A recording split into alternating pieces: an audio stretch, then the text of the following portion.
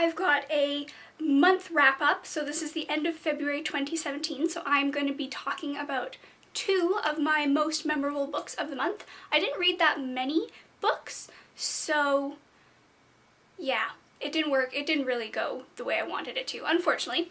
So I read 11 books in the month of February, and as a contrast, in January I read 26 books.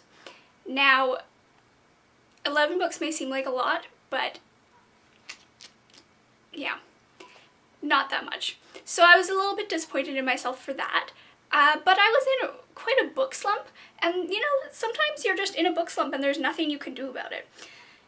So I was just not wanting to read. I was finding the stuff that I was reading to be kind of boring, and I think a big aspect of my not reading so many books was I stopped listening to books. I didn't really listen to a lot of books in February, which is something I usually do a lot of, and I usually find lots of great books that way. So I think I should start doing that again for March. That'll be my March goal, is to listen to books more. Yes. Anyway, my 2 most memorable books of the month. First one, I don't have it with me because I got it out of the library and then returned it, but it's called Baby Mouse Dragon Slayer, and it's number 11 in the Baby Mouse series. I just posted a review of it, so go check that out. I'll link it down below or something, because I thought it was such a great read. Oh my god, it was funny, it was relatable, it destigmatized math, like the subject math, because lots of kids have this like mental block against math, and I already went on about that, so I won't dwell on that anymore in this video, but I thought it was awesome. So there was that book I really liked, and then this second one is not a kid's book, so I'm not sure whether I'm allowed to show it on my channel, but I'm going to anyway because it was such a beautiful read, and that's called When Breath Becomes Air by Paul Kalanithi. I butchered that, didn't I? Anyway, this was a tragic book. Oh my god, it just bled my heart out.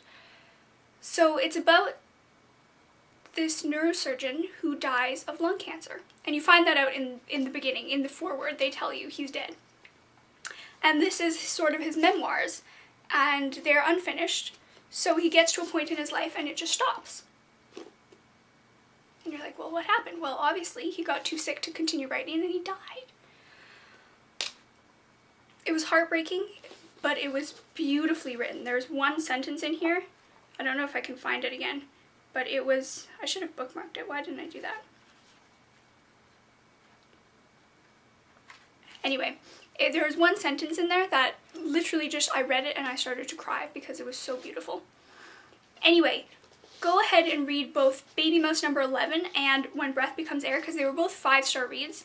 The rest of the books I read this month were kind of weird. I read like a cookbook, I read some poetry collections, and most of them weren't totally memorable. There was a couple that I would recommend, but nothing that totally stood out as like really good or really bad or even really mediocre. Actually, a really mediocre one was maybe Magic Animals. I quite liked it, and I had a lot to say about it. I thought that was interesting because I didn't think it was going to be a very interesting book, and it had a lot more substance to it than I thought it was going to.